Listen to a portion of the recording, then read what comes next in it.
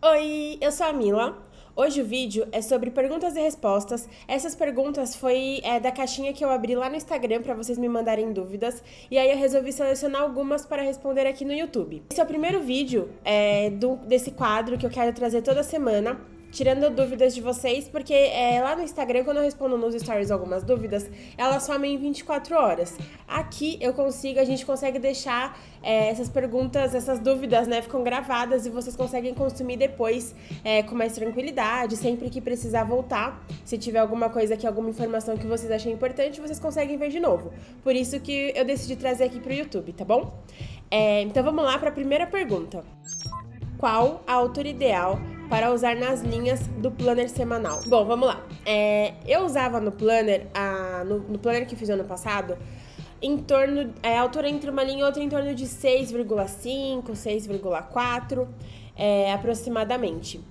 E, assim, não tem certo ou errado a melhor altura ou a pior. Eu sei que tem outros planners no mercado que tem uma altura entre uma linha e outra de quase 8 milímetros. Então, eu acho que é uma questão um pouco pessoal. O que me motivou a deixar com essa altura de entrelinha? No planner de 2019, eu deixei com um espaçamento maior. Eu achei que o design, eu queria que ele ficasse mais leve e tudo mais, então eu deixei com um espaçamento maior.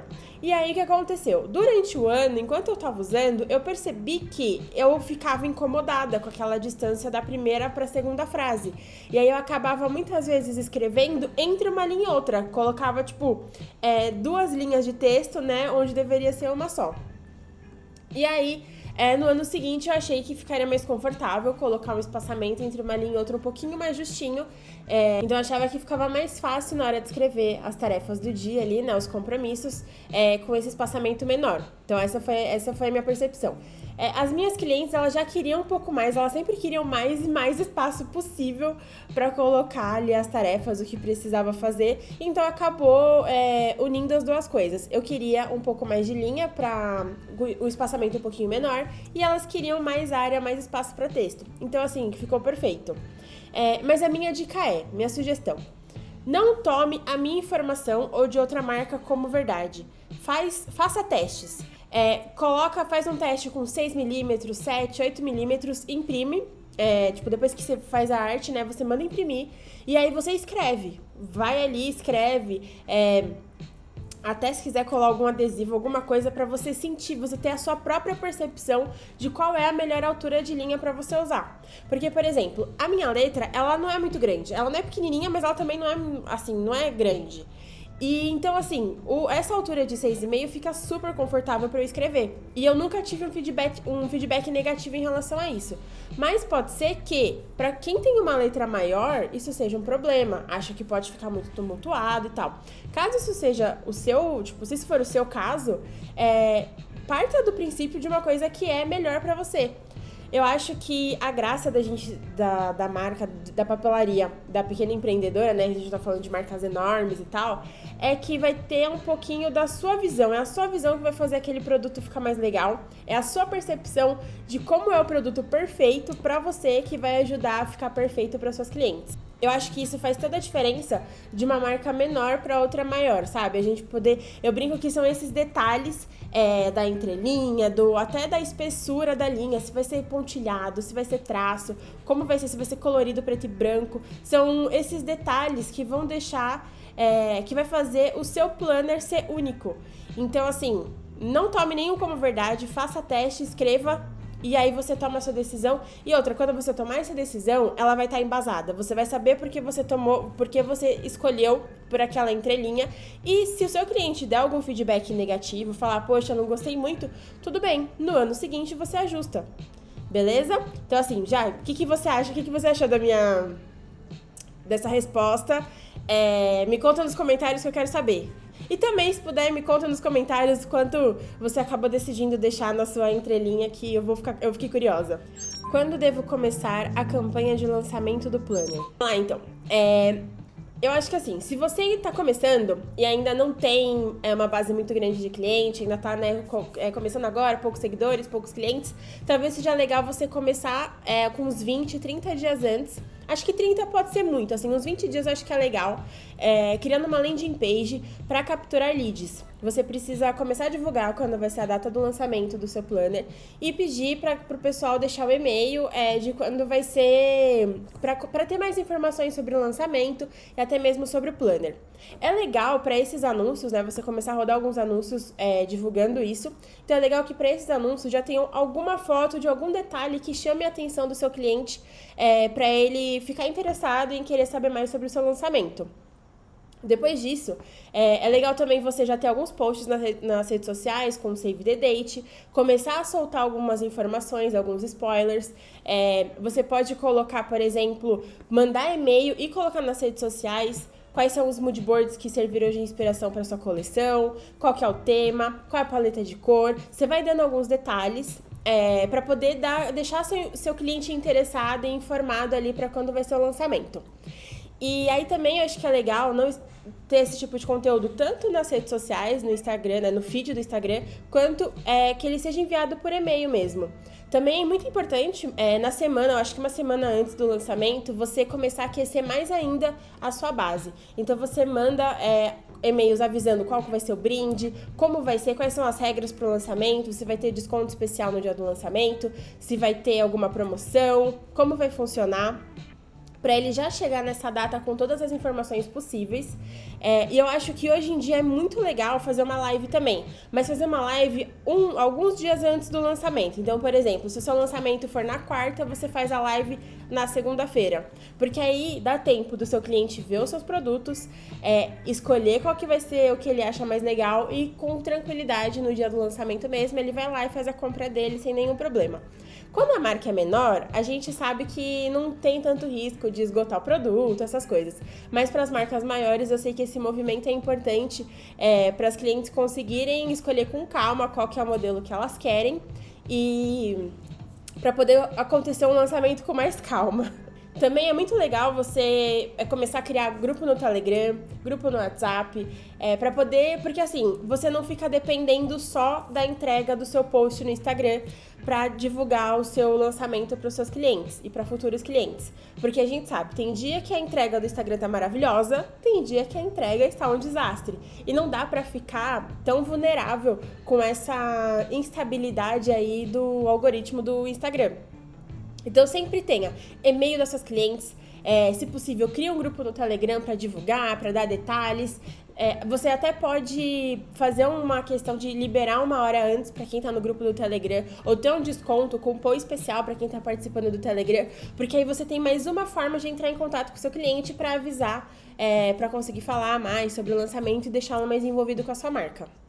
Se você ainda está no processo de criação, não tenha medo de mostrar um detalhe ou outro de que está no processo, porque as clientes, elas gostam de se envolver com isso. E se você tiver alguma coisa que tá uma dúvida e você perguntar pra elas, eu faço esse ou aquele, o pessoal gosta muito de se sentir parte dessa coisa do processo. Então, assim, não tenha medo de mostrar ou de perguntar, que eu acho que você pode ter resultados muito legais. E aí? Essa resposta te ajudou? Se tiver alguma dúvida, pode deixar no comentário que eu ajudo, que eu respondo sem problema e com o maior prazer, tá bom? Como faço quando preciso de Wiro com número de argolas fora do padrão de mercado? Bom, você tem algumas opções se você precisa de um número de argolas diferenciado. Eu sei que no começo, quando não temos muita quantidade, né, o normal é comprar um tamanho maior e cortar as que estão sobrando, né? Mas a minha sugestão é que você procure fornecedores que façam o corte sob medida para você. Tem fornecedor que ele compra a bobina e vende, né, na quantidade que você precisar, com o número de argolas personalizado. E é muito tranquilo, o valor acaba assim, diferenciando um pouco, ele sai um pouquinho mais barato, porque eles acabam tendo o valor total ali, tipo, quanto custa por argola, e aí no final que eles vão cobrar ali é o número de argolas que você tem. Então, por exemplo, eu não lembro agora o valor de cabeça, tá? Mas o planner da fada, ele tem 18, o Wiro que eu uso tem 18 argolas. Então eu precisei...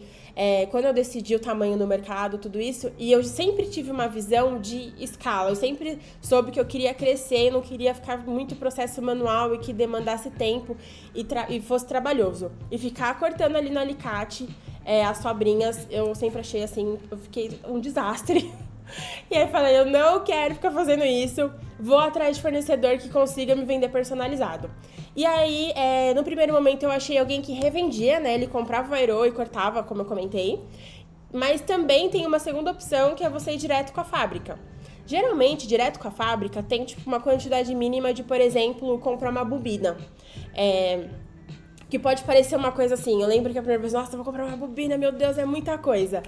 Mas não é tanto assim, depois de um certo tempo com a marca que você sente o seu volume de saída, ela dá um pouquinho mais de 100 aeros. Eu sei que se você tá no primeiro ou segundo mês da marca, isso parece uma quantidade, meu Deus, é muita coisa, mas você vai ver que com o tempo não é quase nada, você precisa ter, às vezes até mais, final do ano, muito mais que isso. Então, assim, essa segunda opção é ir direto no fabricante. Tem bastante fornecedor que eu acho que eu tinha, acho que 2, porque às vezes acontecia de um ou não ter a cor que eu precisava, ou não ter o tamanho que eu tava precisando naquele momento. Então é sempre bom ter mais de um fornecedor, principalmente agora no final do ano, para poder comprar essa quantidade de aerô com as argolas personalizadas. E me conta, você costuma usar, só que você usa o número de argola padrão, você corta no alicate, já tentou usar, já tentou falar com algum fornecedor para ver se ele consegue fazer com o número de argolas personalizado para você? Me conta nos comentários que eu quero saber. O que eu faço para criar desenho de estrela ou coração no InDesign? Vai ser muito simples, você tem 3 opções para fazer isso. Você pode dar Ctrl+C, Ctrl+V, então você vai no Illustrator, cria. A minha sugestão é que você use o Illustrator para criar qualquer elemento mais complexo, coração, estrela, gota, copo de água, seja lá o que for. Eu acho que o Illustrator ele é mais fácil de fazer esse processo. E aí você cria nele, e aí você tem 3 opções depois disso. A primeira é você dar Ctrl+C no Illustrator, Ctrl+V no InDesign, e tranquilo, seguir mexer com o elemento ali. A segunda opção é você salvar o arquivo.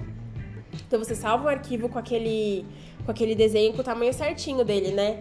Que você vai usar no Planner, por exemplo.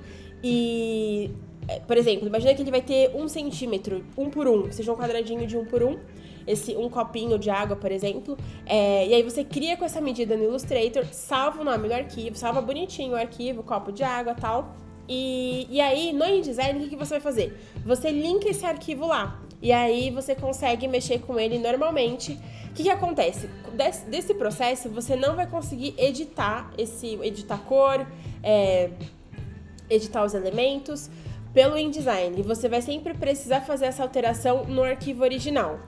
Mas é muito tranquilo. E para desenhos mais complexos, que tenha muita linha, imagina que se você quiser colocar uma mandala, por exemplo, que é um desenho cheio de informações.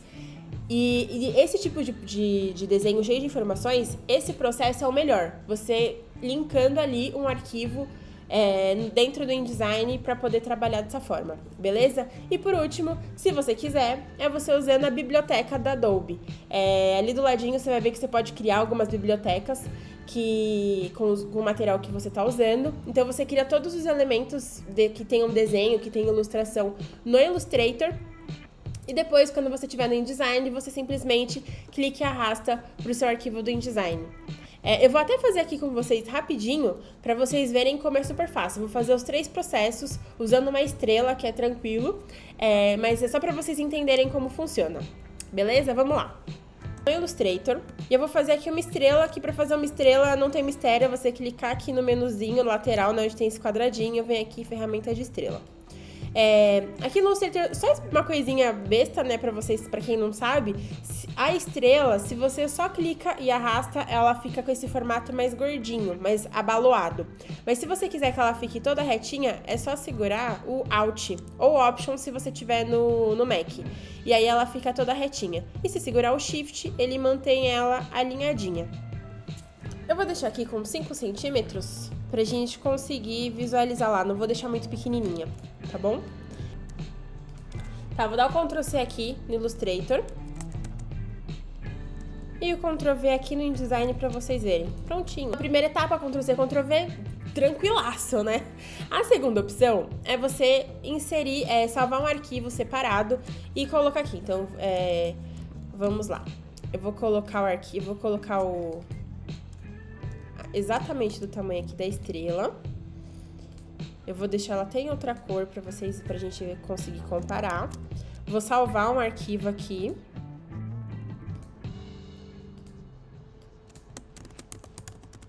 Estrela, aula. Ok, salvei aqui meu arquivo no Illustrator.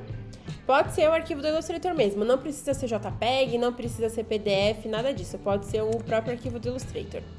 Se você tiver no Corel, também pode ser o próprio arquivo do Corel, tá? Não tem nenhum problema. Estou aqui agora no InDesign. O que a gente vai fazer?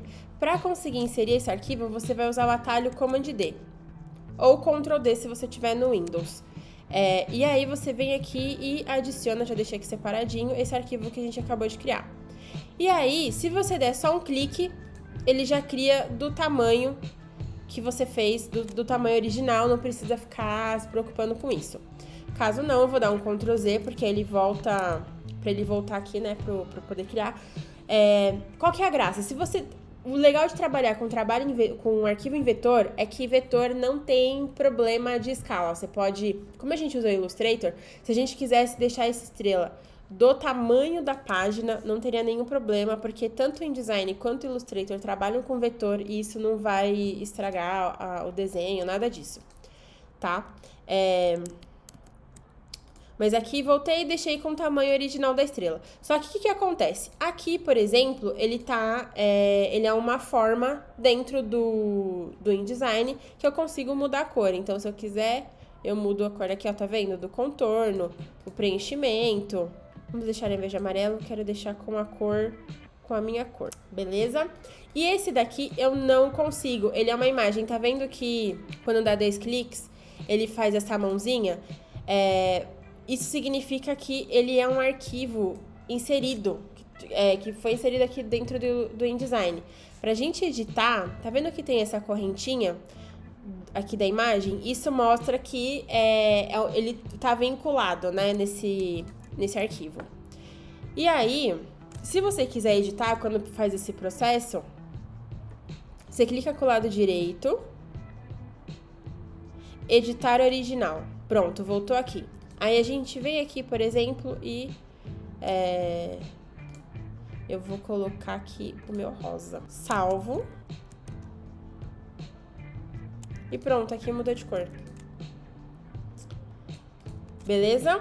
Então, essa é a segunda opção para poder trabalhar com esses elementos para poder trazer algum desenho especial aqui pro InDesign. Uma terceira opção é você usar a biblioteca, do próprio Adobe, né? Como eu comentei. Quando vocês vêm eu pegando a cor, eu tô usando as cores que estão salvas lá na biblioteca para não precisar ficar procurando toda vez ou abrindo um arquivo que tem a cor de referência. Quem nunca, né? Quem nunca que já não precisou ficar deixando um arquivo ali para poder copiar, saber qual que é a cor certinha. Então eu gosto de usar a biblioteca por isso. E aí você pode usar essa biblioteca para esses elementos do seu planner. Você cria uma própria para isso e já deixa ali bonitinho os elementos do seu planner. Então, por exemplo, essa estrela eu venho aqui e arrasto. Ou então eu seleciono, vou até trocar aqui cursor para vocês verem. Venho aqui em mais gráfico. Pronto, já tá aqui. Aí, aqui no InDesign, o que a gente faz? Vem aqui na biblioteca e já está aqui os elementos que eu adicionei. Então é só clicar e arrastar. Ele funciona igual o segundo processo que eu mostrei, que é adicionando um arquivo. Ele tem a mesma premissa, tá vendo? Que quando a gente clica nele, ele fica com essa bordinha vermelha, ele não permite editar. Inclusive, até aqui a gente consegue ver a diferença entre um e outro, que se você só adiciona, se você embeda nessa imagem, ele fica com essa correntinha. E se você traz da sua biblioteca, ele fica com essa nuvenzinha. Você consegue saber a diferença de um de outro aqui tranquilo. Então, essas são as 3 formas de você adicionar um arquivo no InDesign. É super tranquilo. Demorou um pouquinho aqui porque eu quis mostrar com detalhes pra vocês, explicar as diferenças, mas assim, não tem nenhum mistério. Os 3 funcionam. Aqui foi só uma estrelinha, né? Então é simples, mas se você tá com desenhos muito complexos, então se você tá usando muita textura também, por exemplo, o ano passado eu tinha uma borboleta da fada, que ela tinha um acabamento com o estilo de brush pen, né, na asa. E isso deixava bem pesado o arquivo. Então, toda vez que eu queria trabalhar com ela, a melhor forma, o que eu mais, assim, de todas as tentativas que eu fiz, o que eu mais gostei foi essa da biblioteca. E aí eu conseguia usar tanto no Photoshop, quanto no Illustrator, quanto no InDesign, a minha borboletinha sem ficar pesando demais o computador e sobrecarregando o computador. Beleza? Acho que é isso. Também, se ficar com alguma dúvida, se não conseguiu entender algum detalhe, só deixar a pergunta aí que eu ajudo, que eu respondo sem problema, tá bom? Última pergunta do vídeo. Eu acredito que não tem certo ou errado, tá? Na hora de decidir se tem um tamanho melhor ou... Não tem isso. Como eu já falei até quando eu fiz o vídeo falando da gramatura do papel, o que vai definir é a sua persona, tá? O que faz sentido pra sua marca. Mas também tem algumas coisas que eu acho legal vocês levarem em consideração antes de tomar essa decisão. Por exemplo, o tamanho A5, né, é um tamanho padrão de mercado. Então, você consegue encontrar fornecedores muito mais fácil. Você já consegue encontrar papel com essa medida. Você já consegue encontrar o papelão cinza, né, o roller, para poder fazer as capas já próprio para essa medida. Você consegue encontrar o airô já com o número de argola certo para isso. Até mesmo as caixas de correio se já tem caixa que considera esse padrão de tamanho, A5, A4... todos esses que são padrão de mercado, você já encontra insumos diversos para ajudar com esse processo, né? Para poder comprar os insumos para fazer a produção do seu planner ou do seu caderno. Isso também vale para caderno ou para qualquer outro material que você vai fazer a produção em casa. O que acontece? Quando eu fui criar o da Fada, eu não queria nada que fosse dentro do padrão. Eu tinha algumas marcas que eu achava incrível como referência, que eu achava elas muito, muito maravilhosas, e meu sonho era um dia fazer a minha marca chegar no patamar que era uma marca delas. E aí, mas assim, ao mesmo tempo que eu queria chegar lá, que eu tinha elas como referência, eu não queria ser igual.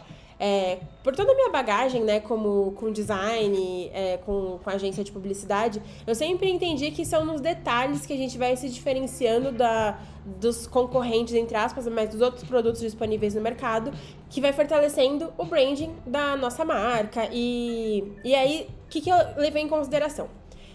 Eu queria muito que o meu produto tivesse um tamanho diferenciado das opções disponíveis no mercado.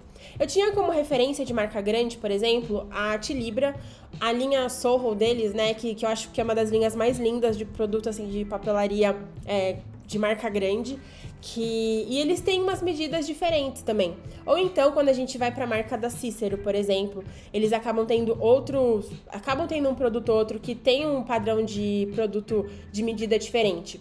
E aí, quando eu fui tomar a decisão pra minha marca, eu falei, não, eu quero ver o que tá rolando, quais são as medidas que já usam, e eu vou fazer a minha um pouquinho diferente. Eu acabei tomando a decisão de fazer, a minha capa ficou por 18 por 25, e o meu miolo 17 por 24. Beleza, tomei essa decisão.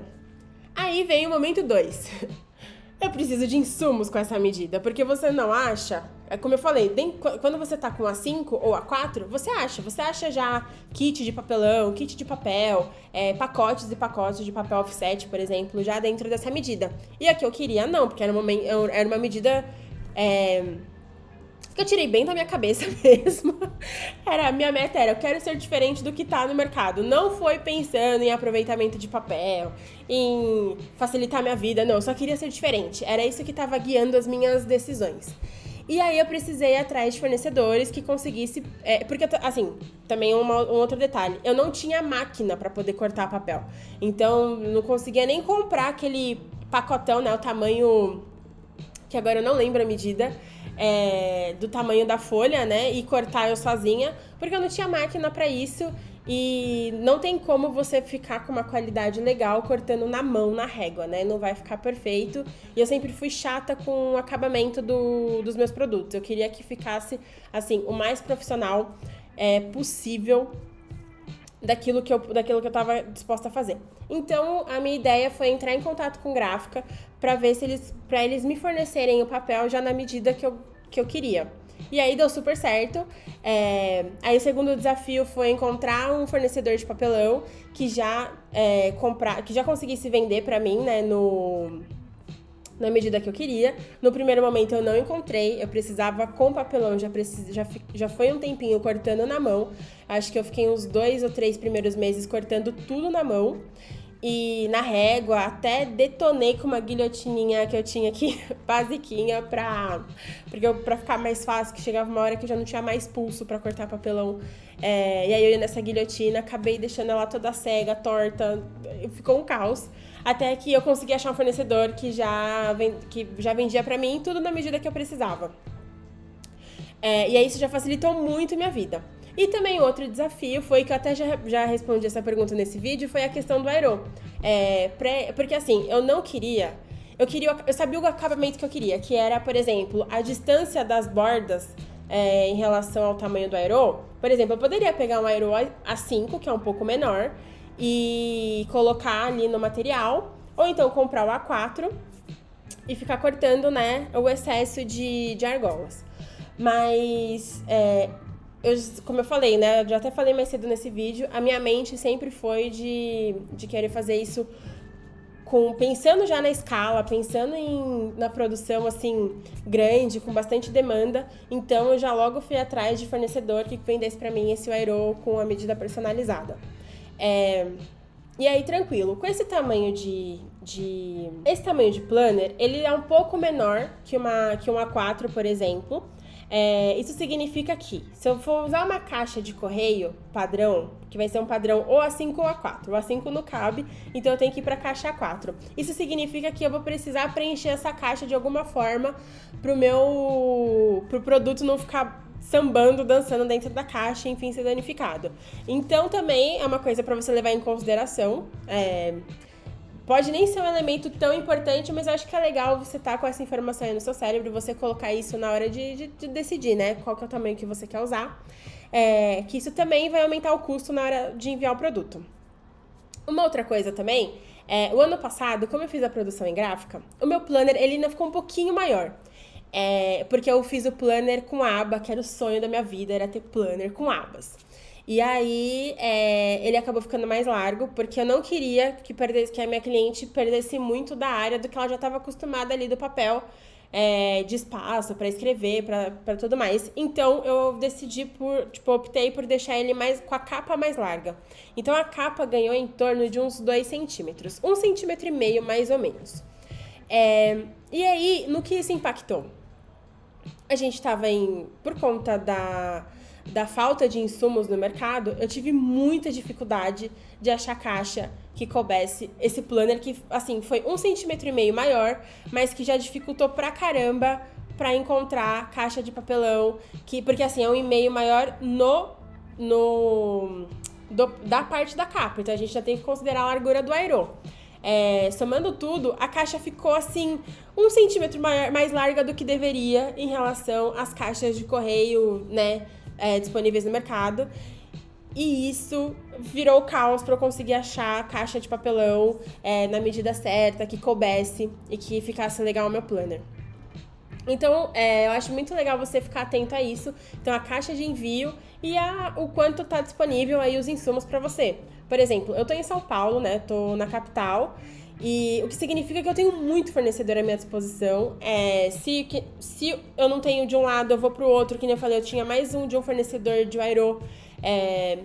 Pra poder, caso um não tivesse um tamanho ou uma cor que eu tava querendo naquele momento, se ele não tivesse disponível, eu recorria ao outro.